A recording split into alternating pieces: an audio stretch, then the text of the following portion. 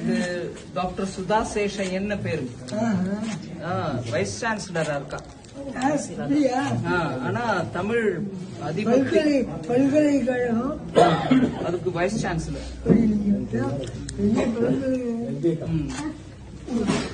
இது கிருஷ்ணன் பேரு, இன்ஜினியர். ஆனா அதுக்கப்புறம் ஐடி இல்லையா, ஐடி. ஆனா அதுக்கப்புறம் தமிழ் கல்வெட்டுகள், தமிழ் புராணங்கள், சங்க இலக்கியங்கள் இதெல்லாம் பத்தி நல்லா விவரமா எடுத்து படிச்சு மக்களுக்கு சொல்றவர்.